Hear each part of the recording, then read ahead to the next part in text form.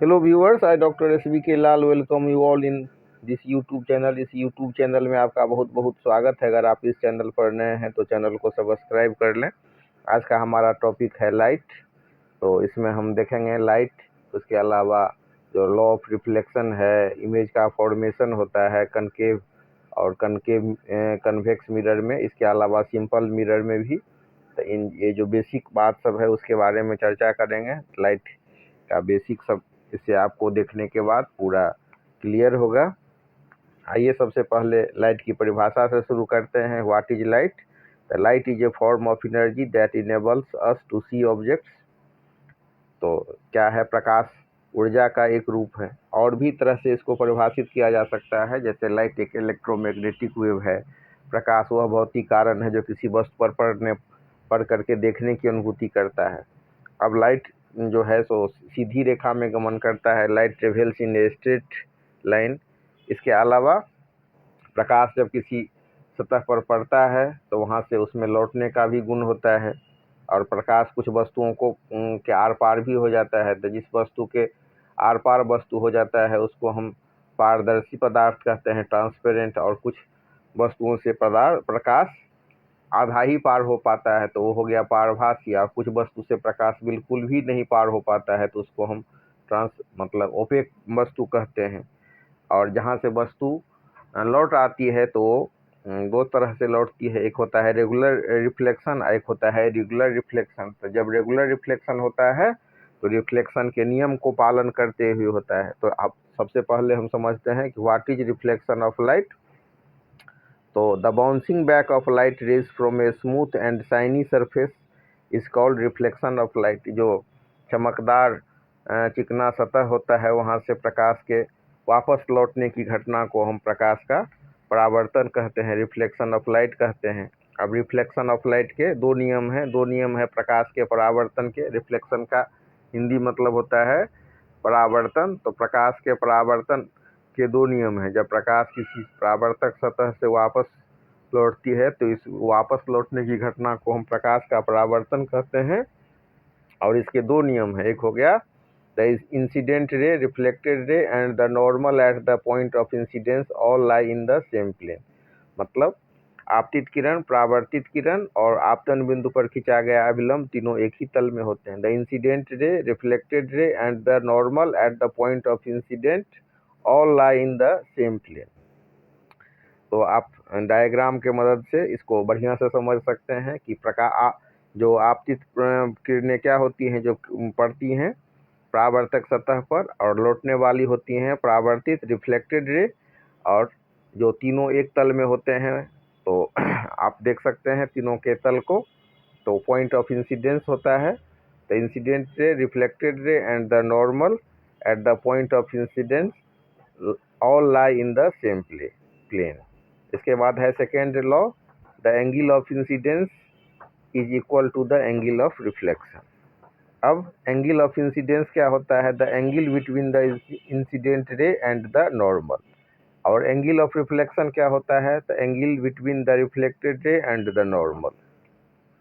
अब इसके बाद हम समझते हैं कि इमेज फॉर्मेशन कैसे होता है। और image formation in a plane mirror सबसे पहले हम देखेंगे, और उसके बाद देखेंगे कि स्फेरिकल मिरर में भी देखेंगे। तो इसके लिए हमको समझने के लिए जो कैरेक्टरिस्टिक ऑफ इमेज होता है उसको समझना है।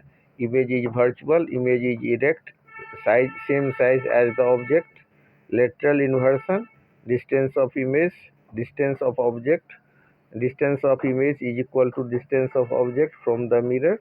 इसको हम समझते हैं। प्लेन मिरर में जो इमेज होता है वो वर्चुअल होता है, इरेक्ट होता है और सेम साइज का होता है। और लेटरल इन्वर्सन माने क्या होता है, इसको जानना बहुत दिलचस्प है। जब दर्पण के सामने में हम खड़ा होते हैं और अपने दाएं हाथ को उठाते हैं तो बायां दिखता है, और बायां हाथ को उठाते हैं तो दायां दिखता है। इसी को हम बोलते हैं लेटरल इन्वर्सन। और जितना जो साइज होता है वस्तु का, इमेज का, वही साइज होता है। मतलब जो वस्तु की दूरी दर्पण से जितनी होती है, डिस्टेंस ऑफ इमेज, तो दर्पण से ऑब्जेक्ट की भी दूरी वही होती है। तो इसको हम कह सकते हैं distance of image is equal to distance of object from the mirror. अब इसके बाद हम देखते हैं कि multiple image, when two plane mirrors are placed at one angle multiple images are formed. और इसका जो मतलब फार्मूला होता है नंबर ऑफ इमेज बराबर 360 degree upon theta -1 where theta is the angle between the mirrors. अब हम चर्चा करते हैं स्फेरिकल मिरर का। स्फेरिकल मिरर का हिंदी मतलब होता है गोलीय दर्पण। तो वैसा दर्पण जिसका परावर्तक सतह किसी खोखले गोले का एक भाग हो उसको हम गोलीय दर्पण कहते हैं। A mirror whose reflecting surface is a part of a surface is called spherical mirror. अब स्फेरिकल मिरर भी दो प्रकार के होते हैं, होता है कनकेव। तो हम बात करते हैं स्फेरिकल मिरर का। A mirror whose reflecting surface is a part of a sphere is called a spherical mirror. जो जिसका वैसा दर्पण जिसका परावर्तक सतह किसी खोखले गोले का एक भाग हो उसे हम गोलीय दर्पण यानी कि स्फेरिकल मिरर कहते हैं। दो तरह का ये दर्पण होता है, एक होता है कनकेव, दूसरा होता है कनकेव कन्वेक्स। एक उत्तल दर्पण, दूसरा अवतल दर्पण। अब समझते हैं कि दर्पण से जुड़ी हुई कुछ शब्द, जैसे कि पोल। तो दर्पण का जो मध्य बिंदु होगा, middle point of the mirror, उसको हम बोलेंगे पोल और उसको पी से सूचित करते हैं। फिर होता है centre of curvature, the centre of the sphere of which the mirror is a part. तो खोखला गोला का जो भाग होता है और दर्पण का जो परावर्तक सतह जिस खोखले गोले का एक भाग होता है उसके केंद्र को हम सेंटर ऑफ कर्वेचर कहते हैं। The centre of the sphere of which the mirror is a part. उसके बाद रेडियस ऑफ कर्वेचर, तो उसी हिसाब से ये जो जिस खोखले गोले का भाग दर्पण होता है उसके रेडियस को हम रेडियस ऑफ कर्वेचर कहते हैं। The distance between the pole and the centre of curvature is called radius of curvature. और अगर हम बात करें कि आर जो रेडियस जिसको हम आर से डिनोट करते हैं तो उसका फार्मूला क्या होता है, तो आर बराबर 2f, यानी कि फोकस दूरी जो होती है, फोकस दूरी में अगर हम 2 से गुना कर दें तो रेडियस निकल जाएगा, या मतलब f बराबर r/2 जो फोकस दूरी होती है वक्रता त्रिज्या की आधी होती है। इसके बाद principal axis, the straight line passing through the pole and the centre of curvature. ऐसा जो सीधी रेखा हम खींचते हैं जो सेंटर ऑफ कर्वेचर और पोल को जोड़ता है, यानी कि पोल और सेंटर ऑफ कर्वेचर के बीच का जो लाइन होता है वो होता है प्रिंसिपल एक्सिस। उसके बाद focus, the point where rays parallel to the principal axis meet or appear to meet after reflection. Reflection के बाद जो जिस बिंदु पर वो मिलता है किरण या मिलता हुआ प्रतीत होता है तो उसको हम बोलते हैं फोकस। और उसके बाद फोकल लेंथ, तो पोल और फोकस के बीच की दूरी यानी कि P और F के बीच का जो डिस्टेंस है उसको हम फोकल लेंथ कहते हैं, the distance between the pole and the focus. अब इसके बाद हम चर्चा कर रहे हैं image formation by spherical mirror. तो कनकेव मिरर में हो जाता object close to mirror, image होगा वर्चुअल, इरेक्ट और magnified. Object far from mirror, तो इमेज होगा real, inverted and diminished. Using a shaving mirror, headlight, solar cookers. तो इसका जो प्रयोग होता है वो सेविंग मिरर में दाढ़ी बनाने के लिए, ताकि बढ़िया से सेव हो, थोड़ा सा भी उस बड़ा सा तस्वीर बना देता है ये, इसीलिए इसमें सीधा तस्वीर बनता है, सीधा इमेज बनता है, तो इसमें इसका सेविंग मिरर के रूप में। और वाहन सब जो होता है व्हीकल सब उसके हेडलाइट में, और सोलर कुकर में भी एक बिंदु पर इकट्ठा करने के लिए इसका यूज करते हैं। और कन्वेक्स मिरर की बात करें तो इसमें इमेज होता है वर्चुअल, इरेक्ट, डिमिनिश्ड। इसका used as a rear view mirror in vehicles, तो दूर से आती हुई वस्तु का प्रतिबिंब इसमें दिखता है छोटा सा और क्लोज दिखता है, इसमें यूज होता है कन्वेक्स मिरर का। अब रे डायग्राम की बात करें तो ray parallel to the principal axis passes through the focus after reflection.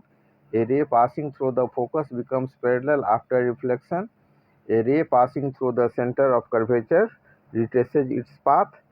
और स्फेरिकल मिरर की बात करें तो concave mirror, torch, search light, saving mirror में यूज होता है। कन्वेक्स मिरर की बात करें तो rear view mirror in vehicles.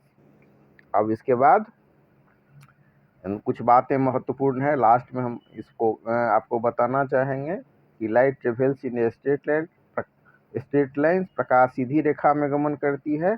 To law reflection के 2 नियम हैं जो हमने देखा कि इसमें जो और एक होता है आई एंगल ऑफ इंसिडेंस बराबर एंगल ऑफ रिफ्लेक्शन, और दूसरा होता है रिफ्लेक्शन इंसिडेंट रे, रिफ्लेक्टेड रे और पॉइंट ऑफ इंसिडेंस, तीनों एक प्लेन में होते हैं। तो इसको हम लोग ध्यान रखें। तो कुछ महत्वपूर्ण बातें लास्ट में, light travels in straight lines, प्रकाश सीधी रेखा में गमन करती है। दो लॉ हैं रिफ्लेक्शन के, एक होता है points of incidence, incident ray और रिफ्लेक्टेड रे, तीनों एक तल में होते हैं। और angle of incidence angle of reflection के एंगल ऑफ रिफ्लेक्शन के बराबर होता है, यानी कि I is equal to R, angle I is equal to angle R. और उसके बाद plane mirror forms virtual image, plane mirror में जो इमेज बनता है वो वर्चुअल होता है। और एफ बराबर आर बटे 2, यानी कि radius of curvature is equal to 2 into focal length. इस तरह से हम इस चीज़ को याद रख सकते हैं। और आप इसको पूरा देखिए, कमेंट में आप हमको बताइए कि इसमें कौन सा चीज़ आपको बहुत कठिन लगा, उस हिसाब से हम फिर इसका आपको बना देंगे वीडियो। तो इसमें जो प्रकाश, सबसे पहले इसमें हम समझते हैं कि प्रकाश क्या है। तो प्रकाश ऊर्जा का वह रूप है जिससे हम वस्तुओं को देख पाते हैं। प्रकाश सीधी रेखा में चलता है, और प्रकाश का परावर्तन यानी कि रिफ्लेक्शन ऑफ लाइट के को अगर डिफाइन करें हम, जब प्रकाश किसी चिकनी या चमकदार सतह से टकराकर वापस लौट आता है, तो इस वापस लौटने की घटना को प्रकाश का परावर्तन कहते हैं। दो नियम है रिफ्लेक्शन के, आपतित किरण, परावर्तित किरण और आपतन बिंदु पर खींचा गया अभिलंब, तीनों एक ही तल में होते हैं। और दूसरा नियम कहता है कि आपतन कोण परावर्तन कोण के बराबर होता है। आपतन कोण I, angle of incidence I is equal to angle of reflection angle R. परावर्तित किरण और अभिलंब के बीच का कोण और आपतित किरण और अभिलंब के बीच का कोण दोनों बराबर होते हैं। समतल दर्पण यानी कि प्लेन मिरर में प्रतिबिंब आभासी वर्चुअल होते हैं। सीधा होता है यानी कि इरेक्ट, वस्तु के जितना बड़ा वस्तु होगा उतना ही बड़ा प्रतिबिंब होगा। और दायां हाथ उठाते हैं दर्पण के सामने में तो बायां दिखता है, और बायां को उठाते हैं तो दायां दिखता है। तो इसको हम लेटरल इन्वर्सन कहते हैं। अब वस्तु जितनी दूर होगी प्रतिबिंब भी उतना ही दूर बनेगा। और अगर एक से अधिक प्रतिबिंब की बात करें, मल्टीपल इमेज, तो दो समतल दर्पण को कोण पर रखने से कई प्रतिबिंब बनते हैं। और प्रतिबिंब की संख्या बराबर होता है 360 डिग्री बटा थीटा माइनस 1, यहाँ थीटा दर्पण के बीच का कोण है। और गोलीय दर्पण क्या होता है, जिसको हम स्फेरिकल मिरर कहते हैं। जो दर्पण किसी खोखले सतह का एक भाग होता है उसे हम गोलीय दर्पण कहते हैं। तो इस तरह से